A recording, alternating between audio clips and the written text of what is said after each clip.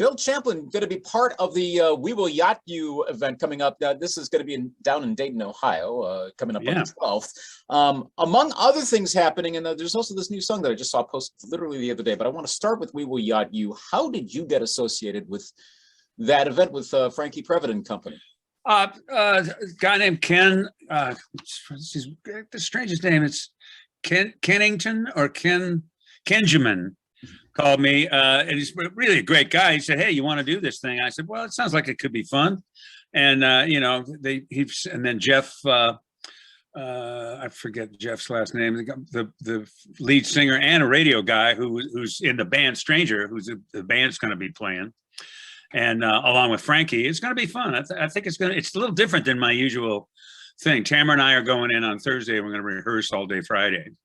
Cool. Get that kind of going, and we're gonna do some stuff by ourselves, and then some stuff with the band, and then Frankie's gonna hit, and his stuff is great. It's gonna be fun. It's gonna be fun. Of course, you see the word yacht in there, so immediately the talk goes right to yacht rock. Who came up with yacht rock? Was that from that internet series back in like the later 2000s? I think. It's not. It's something like that. I know there's a band called Yacht Rock in Atlanta that play a lot of 80s and 90s music, and they're when they back up a singer, they get the band dead perfect. I mean, they're really, really great.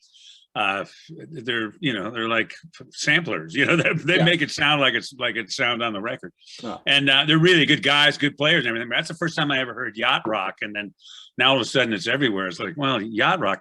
I don't really have a yacht. I don't even have a rowboat. You know what I mean?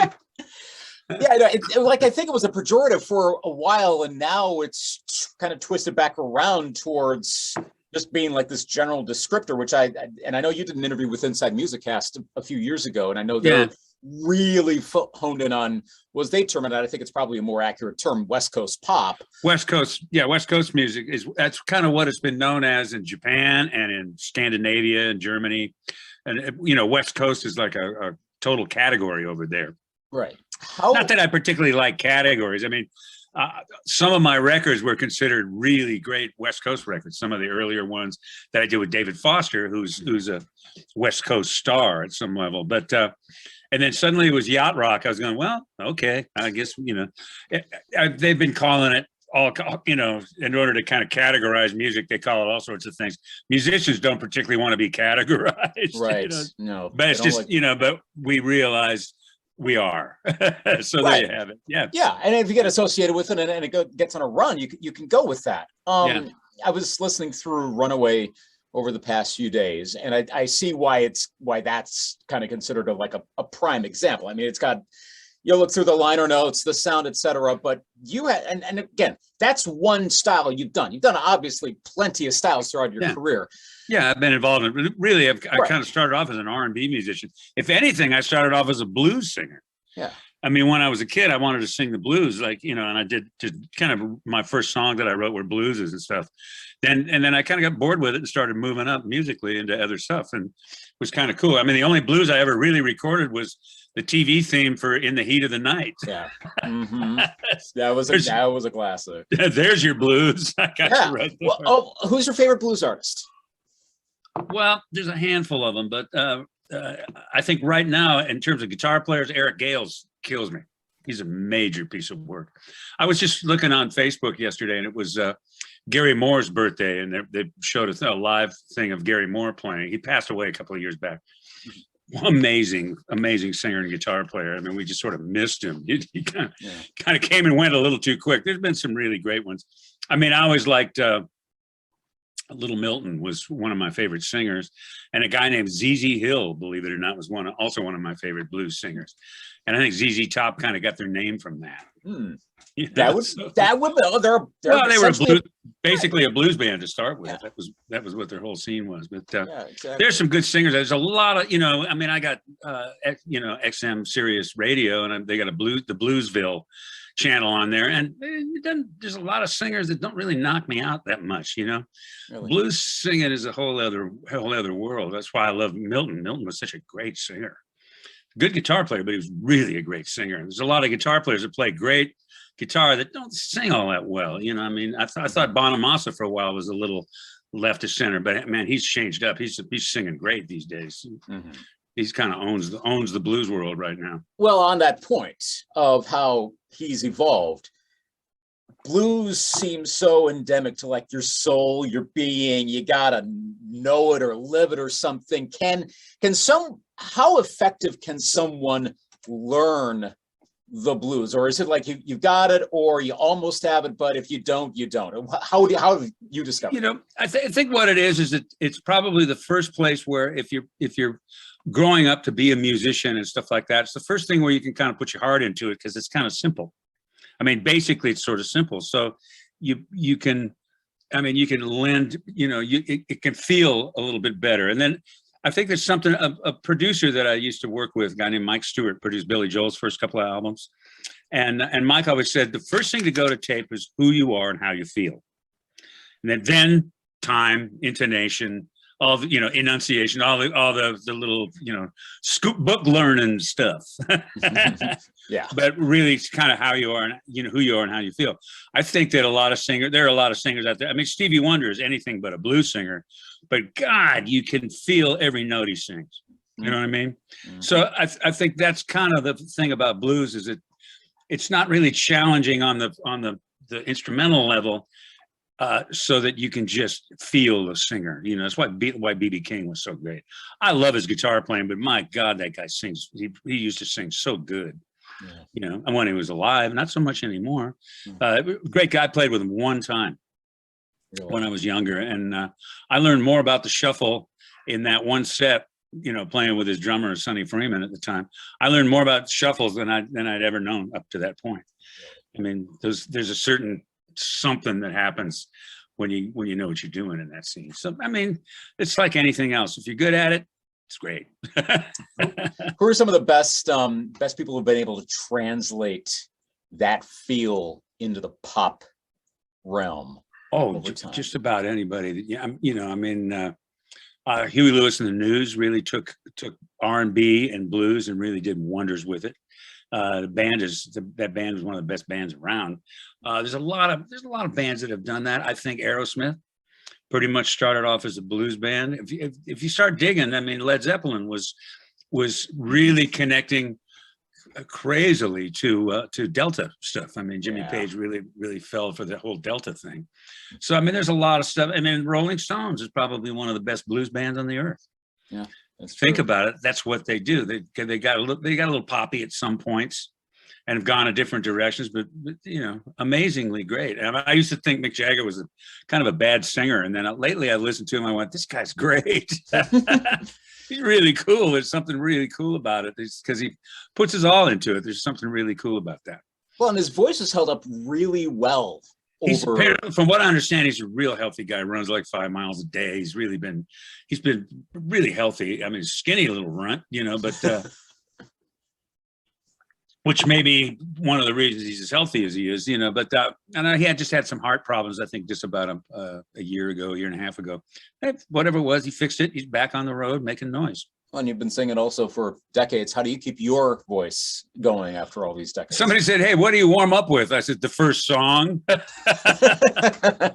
Yeah. Years ago, I never really paid much attention to it.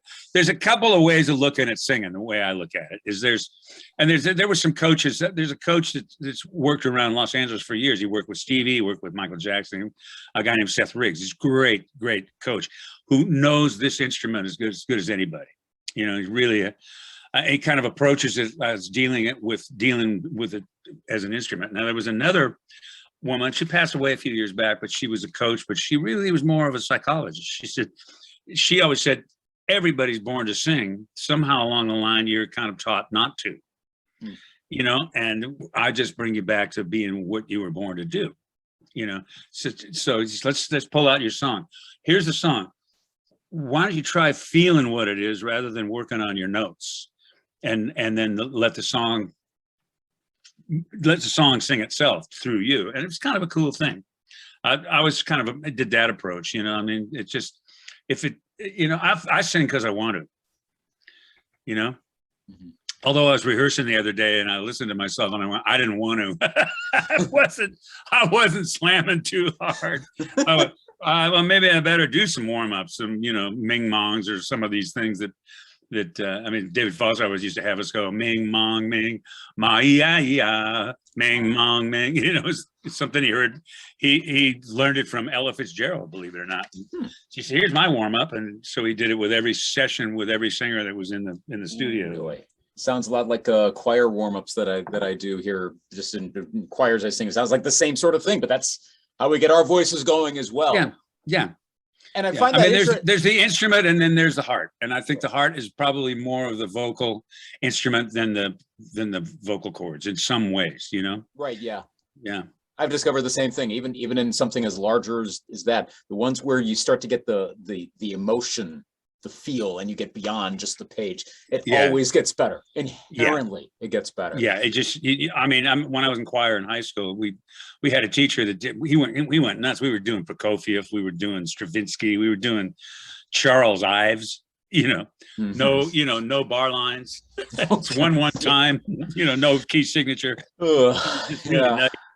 And he was, but at some points of the game, you get something that really feels good. It's one thing that I really liked about doing sessions is you get to the tag of a song, get to the end of a song, and it runs by, you run the chorus by 5-6 times. I used to like singing with the girls or whoever I was singing with. I mean, I had a handful of groups when I was doing sessions. And one of them was like me, Michael McDonald, Bobby Kimball. And then there's me, Tom Kelly and Bobby Kimball, me, Tom Kelly, and Carmen Grillo, a handful of really good singers. And we'd always have, and then the girls were Carmen Twilley and Vanette Cloud. They were great singers. Carmen still works a lot. And we basically just keep singing the tags to the point where everything's turning purple, And I kind of dug that because you just get to where you were further into it. Nowadays, you sing it once and fly it. Yeah, just copy, paste. Pop it over to the next chorus, and you never really get that last one before the fade. Is just got there's a little edge on it. Everybody's got a little crank voices or something. It's always feels really cool. Yeah.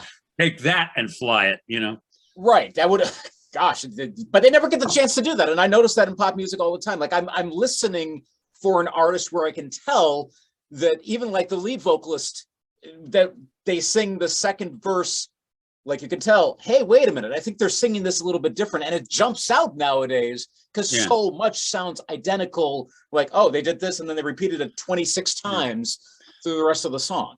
Yeah. Well, I think it's funny. I was doing a session, I think for Giorgio Moroder, we were doing a Donna Summer date. It was the Wanderer album. We were doing pretty much the whole album. And almost every song on it was 2 words. And almost every chorus was that title, word, 2 words and stuff. And I went in one day, I said, hey man, if it wasn't for having to do these words, you could just fly, you could just use, computers to do this. And he looked at me in all seriousness. He said, we're working on it. Yeah. Wow. Thanks, Giorgio. He's a really amazing musician and amazing producer. When in those days when he was slamming, I mean, he did all the music for Scarface, and he was one of the real first big synthesizer guys. Oh, I know, and I was just listening to him on the new Duran Duran album. Had a couple of collaborations on that one that came out October. So I mean, still going. He's still kicking. Yeah. And the guy I worked with, who was with him, was Harold Faltermeyer, who did all the music for Beverly Hills Cop and Fletch. And, at first, as you said, these are kind of cheesy tracks. And then you listen to them closer and go, this is really well done. This is, for the time, for what's going on with synths. I mean, people say, well, the synthesizer was kind of a big thing for a period of time. I said, well, look at EDM right now. It's nothing but synthesizers. So it's still, that whole thing is still kicking like a mule. And I would say Giorgio is one of the guys that's always been on the front edge of that. Yeah. On the topic of sessions, what was your favorite session to work on?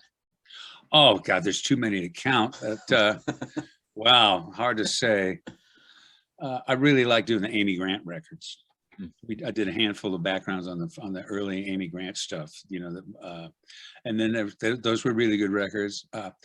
In terms of groups, I went in with David Lasley and Luther Vandross on some Boz Scaggs record on the Middleman album, and singing with Luther was like God, what that was, how cool was that? You know, great singer. I mean, I really miss him. I mean, he was one of the most effortless, most in tune, one of the best singers, one of the funniest guys I've ever hung with. And him and David just David had the greatest falsetto of anybody on the earth, and he just passed away about 6 months ago. They're dropping like flies out there, you know. I know. Middleman. Now that was the one that was right before Luther's first solo album. Am I right? Yeah. This one that had like David brought him out from New York, and Luther was, you know, and it's, you know, even after he was a giant star, every once in a while, David and some other cats would be in it doing a commercial just to, you know, drive Fords or drink coffee or whatever, you know, and Luther sneak in the back door and grab a chart and sing with them.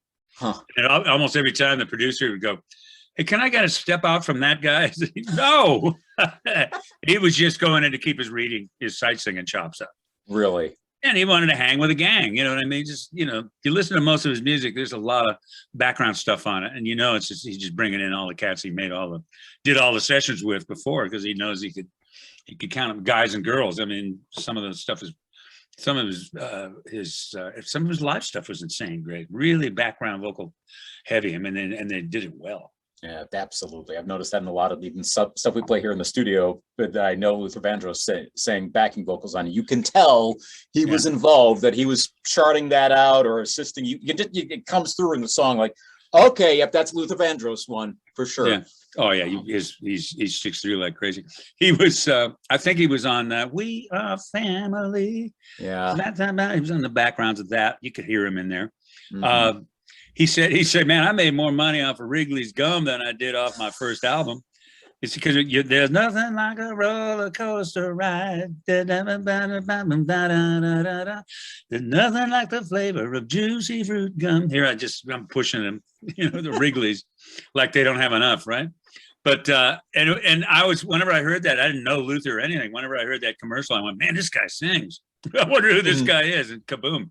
Same thing happened with Patty Austin. She made more money on Reuniti than she did on "Come to Me" with that duet she did with James Ingram. Mm-hmm. Yeah.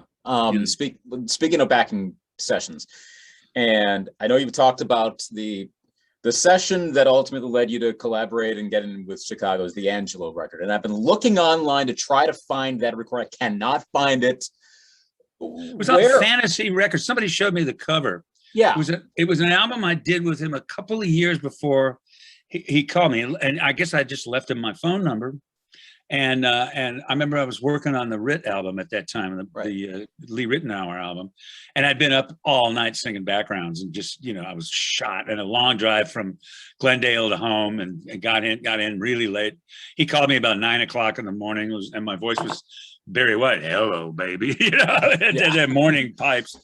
And he said, "Hey, can I get you to come sing backgrounds on this thing? Danny Serafin's producing. I don't have any money. Can I just ask you to do it?"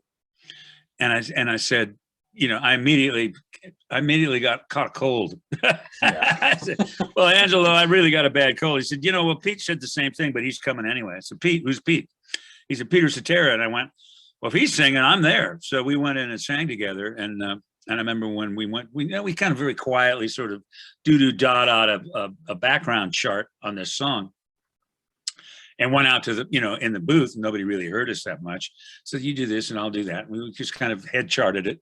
Then went out and sang it for real. And the Danny and the engineer were just, their jaws were on the floor. They were going, "Whoa, let's dig this blend. How cool is that?" And I think that was sort of got Danny thinking, this might be a cool guy to have in there. And then, so I kind of got in the band, and then he called and he said, what do you think of David Foster?" I said, "I just finished doing the Runaway album with David." And I said, "He's totally great, but I think you're going to probably end up having to toss a lot of stuff that you're working on and start writing anew, because I think he's got a little better eyeball on it." So David and Jim Pankow started writing some stuff together. David and me, I've always written stuff together. And David and Peters just, you know, they started nailing it big time. Yeah. And that was the 16 album. So everybody said, "Well, David brought Bill Champlin in." That was kind of the other way around. There was a song you had mentioned also that I think, was it you and David? I can't quite remember what pairing, but written to submit to Lionel Richie before ultimately what would have been Can't Slow Down. James Carmichael's like, yeah, not it's like too R&B for us. And then what did it evolve into something on Chicago 16? Am I getting No, it was my story? actually David and Lionel started a song called Please Hold On. Okay. And Lionel just did the verses. It's just do do do do do. It had a cool melody on it. Really, really cool. And then at the chorus, he kind of had "Please hold on," blah blah blah, blah blah blah blah blah blah. You know, that kind of thing. Mm-hmm. So he kind of had a little bit of an eyeball on it. And David gave me the cassette, and I listened to it. And I finished writing it. David said, "Well, Lionel's producer just said this is too black for you for this record. What we're doing, because it was right on the heels of all that Kenny Rogers stuff that he was doing." Mm-hmm. And they had a crossover. They wanted to keep it crossover. So, and I understand where the Carmichael was at, where, you know, that he, as a producer, it was probably a really good producer call just to try to get as much sales as they could, which they did. It was a monster, big album. And so they handed that one to me, and he said, "Oh, it's too black for you." I know just the guy, and he handed it. And David gave it to me, and we put it on the Chicago 17 album. And to this day, people go, "Where'd that come from? What's that about?" And it was me and David, and actually me and David and Lionel ended up writing the song. Gotcha. Okay. Yeah. That's the story. Cool. On the topic of West Coast pop again, how would you best define that genre? I think how that genre started was when Steely Dan started going from wheels turning round and round, and you know, Ricky Don't Lose That Number. There wasn't much. They were musical. God, yes, they were musical, but they weren't really stepping. And at some point, I think it was maybe the Royal Scam record, or at some point they were still doing quite well, putting some education into the ballgame. And I think a lot of the musicians around town, who were also songwriters, Jay Graydon, David Foster, these guys were both session guys completely, but they were both songwriters.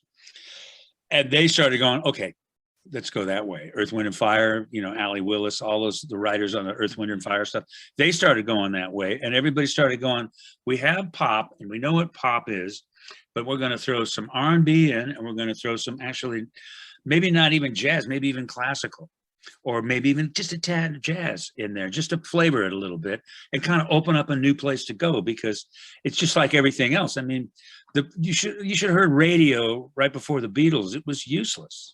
Mm-hmm. There was nothing going on. Sugar Shack, remember that?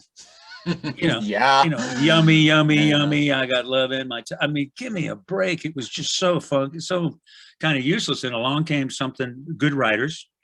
And along came this whole British invasion, and there was just good songs that were coming out. And it just took what the existing thing that was going on, just knocked it out of the ballpark and went that way. And I think West Coast, in a lot of ways, did the same thing. Mm-hmm. It's just, well, enough of the stock pop and the glam and everything. And you know, like for instance, Toto. They brought in, you know, with Luke in the band, they brought in some metal, some really hard guitar stuff, you know, a lot of stuff like that involved in their records. So it was kind of a really cool crossover. And then, of course, because it was categorized and a name put on it, you had to play everything like that. Yeah. So I think West Coast, at least in Sweden and maybe even in Japan, West Coast is, don't put too much R&B in, don't do this, don't do that. And it doesn't sound like those original West Coast records. So it kind of, West Coast opened it up, but the minute it was categorized, don't open it any further, because we got it here. This is marketable. We can sell it. So, I mean, yeah, it's sort of, you know, yeah. Anytime there's a slowdown in the music scene, it's usually A&R, the two most dangerous letters in the record business. Mm-hmm. This leads me to the other thing, which is there's so little commerce now that a lot of people are just making their own records. Why? Because they love doing it, you know, and, you know, say, why don't you just put out a single? It just makes more financial sense. I like making records. I mean, one of the beautiful things about Sgt. Pepper was the sequencing of one song to the next. God, it was perfect. And it just set it up to where it was just like a great meal. You know, it just really was cool. And I just always loved that, you know, sequencing a record to me is just the most fun to do. And I just made an album, and I just did it because I had to. You know, it'd been 12 years since my last solo album. I just made it's called Livin For Love, and it's Imagine Records. So it's available at iTunes. It's available at, I guess, Spotify. It's the theme for the Joe Rogan show. No, not really. Anyway, I don't know what that's all about. God, give us all a break. Enough of this. Yeah. Wow. Is there any news that means anything to anybody? Yeah. It's crazy. Anyway, so and I think that a lot of times if somebody's putting out an album now and they're doing it themselves, I mean, I think Michael McDonald even just did an album. I don't think he's on a big label. I think he's kind of doing it himself. Yeah. And I know Kenny Loggins is kind of the same thing. These are great musicians that, big labels, Universal, stuff like that. They're just so focused on whatever their latest big hit is.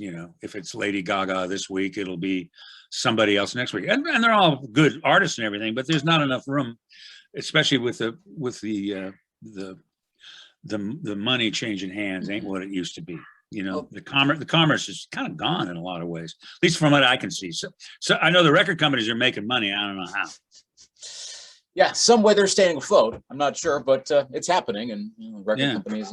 Well, I mean, if you drive down the street, you used to see Warehouse Records and Tower Records and Licorice Pizza, and it was a really going concern, and musicians actually had a way of making enough money. I mean, now it's just there's really so little.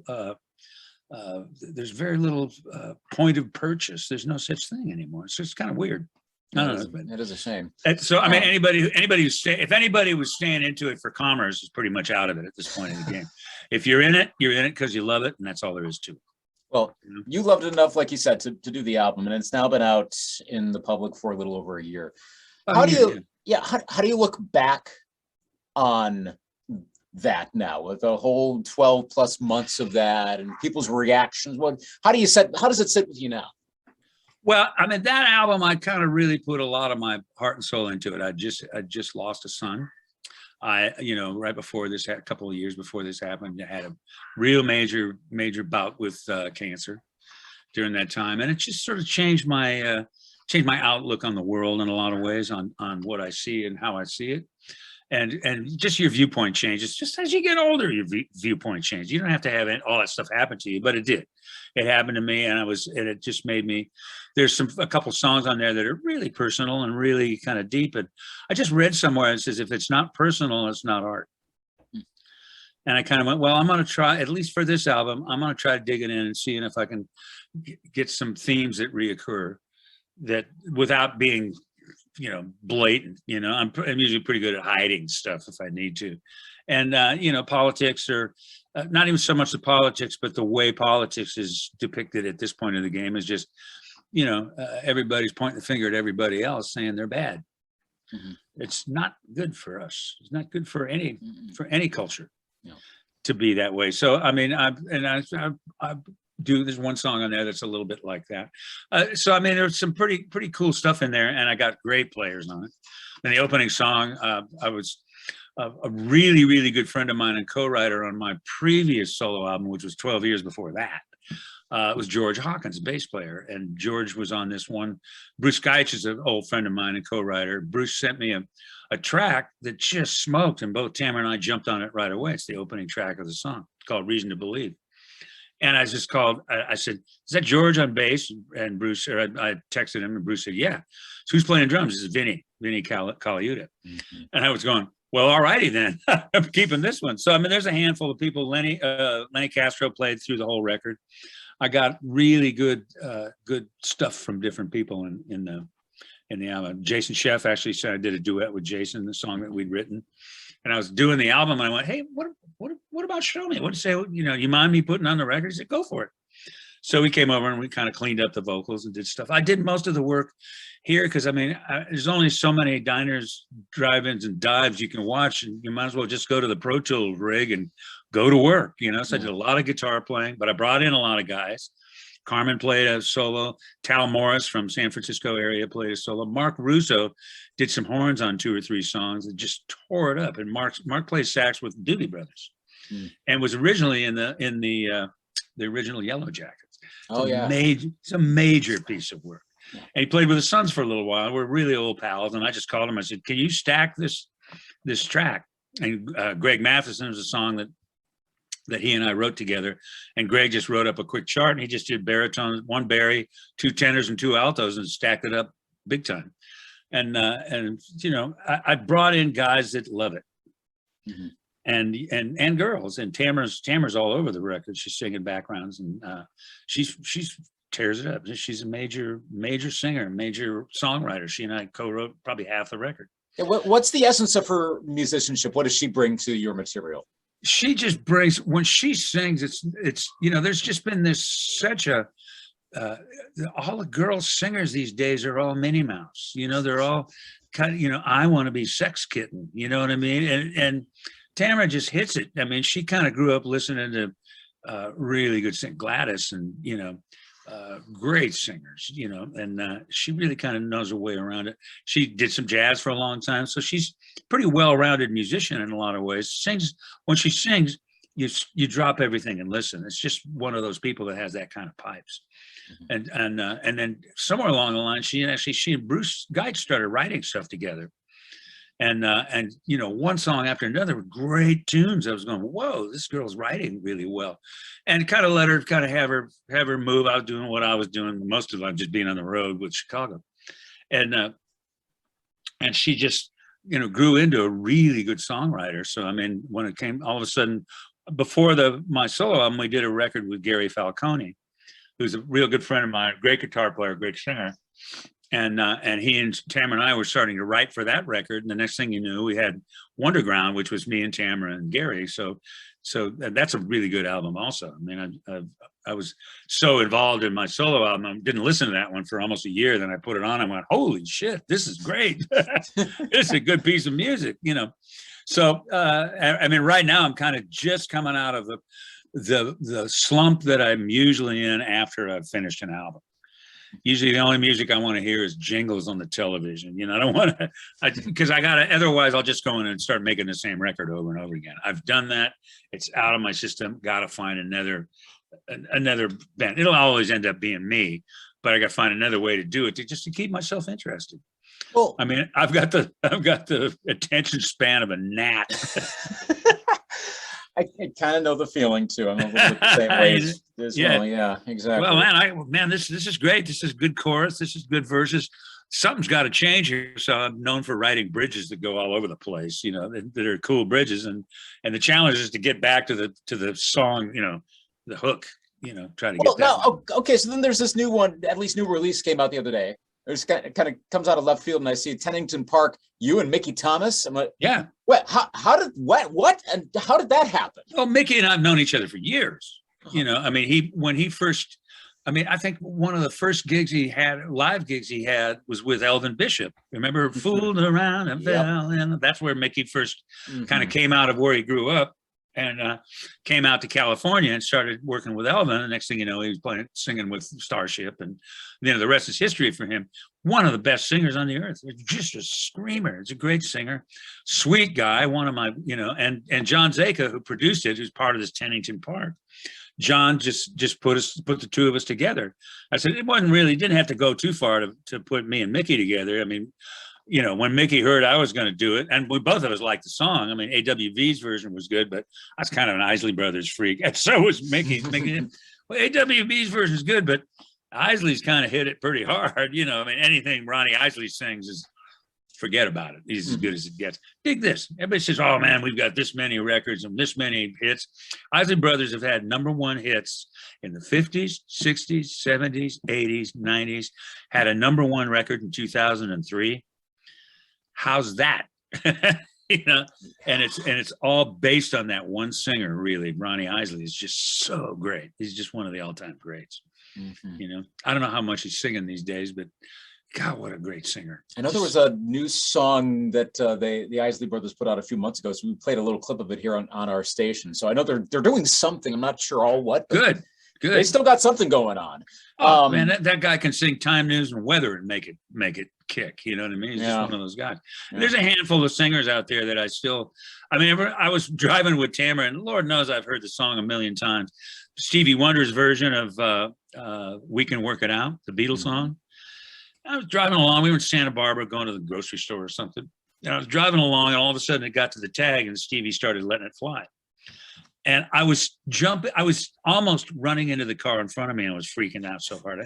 Tamara said, pull over. So I pulled over to the side and put to a parking place. She said, let's just wait here because you're going too crazy. She was going, it's so cool to see a guy this old who's been around this long, that excited over a performance, especially of somebody else, you know. Mm-hmm. And it's Stevie, forget about it. He's just a major piece of work. Yeah. What's exciting you besides hearing more Stevie Wonder songs? What's exciting you now? What's starting to inspire you next? What you got? Any projects coming down the road? Well, my kid's doing some stuff. It's actually kind of hit some rap things, and he's doing some stuff. It's kind of politically oriented, and I'm cool with that. I'm probably get his ass canceled, but I'm probably cool with that. He's saying some pretty cool things, I mean, he was a monster when he was 15 years old. So we put him in Berkeley College of Music, got him in Berkeley. He was actually, he got married, and had a kid, beautiful little girl. And he, at one point when she was little, very little, he actually got on The Voice and got into the finals of The Voice. Mm-hmm. And because he sings his brains out, but he's also a really great producer, great programmer, great arranger, great guitar player, great drummer, great bass player. Just you name it, he does it. He's just one of these guys. He's getting into some pretty screamingly great lyrics now. Yes. A lot of it's kind of rappy, and that's never been my real favorite music at some level. But I keep telling him that's great, but put a section where you're singing because you're a damn good singer. It's crazy to not do that. Yeah. But who listens to their dad? Fair point. Somebody said, "Hey, man, the acorn doesn't fall from the tree." I said, "Let me tell you about acorn.